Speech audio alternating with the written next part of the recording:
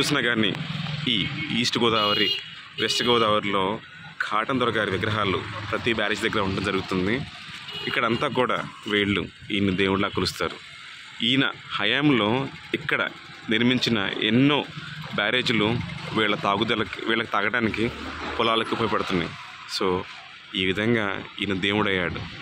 కొన్ని వేల కుటుంబాలకి, కొన్ని వేల ప్రజలకి, కొన్ని వేల గ్రామాలకి సాగునీటిని అందించడంలో కాటన్ దొర గారు సక్సెస్ అయ్యారు. ఈయన ఎప్పటికీ చరిత్రలో నిలిచిపోయే ఒక డైనమిక్ పర్సనాలిటీ అనడంలో ఎలాంటి సందేహం లేదు.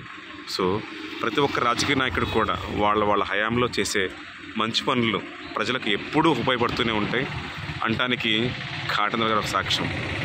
ఈయన ఇన్స్పిరేషన్ తీసుకుని ప్రతి ఒక్కళ్ళు కూడా ప్రజలకు మంచి చేస్తే వాళ్ళ మదిలో చరిత్ర ఉన్నంతకాలం, భూమి ఉన్నంతకాలం నిలిచిపోతారు అనటంలో ఎలాంటి సందేహం లేదు. కాటన్ దొర మన తెలుగువాడు కాదు, మన ఇండియన్ కూడా కాదు.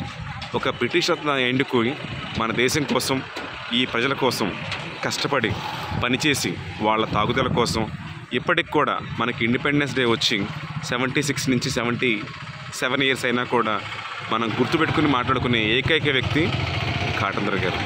కాటన్ దొర గారు మన తెలుగు నేల ఉన్నంతకాలం ఆయన కీర్తి, ఆయన గుర్తులు ఎప్పుడూ ఉంటూనే ఉంటాయి. సో మంచి చేయాలంటే భాష అవసరం లేదు, మనవాడైన అవసరం లేదు. మంచి పట్టుదలతో మంచి చేయాలన్న సంకల్పం ఉంటే చాలు.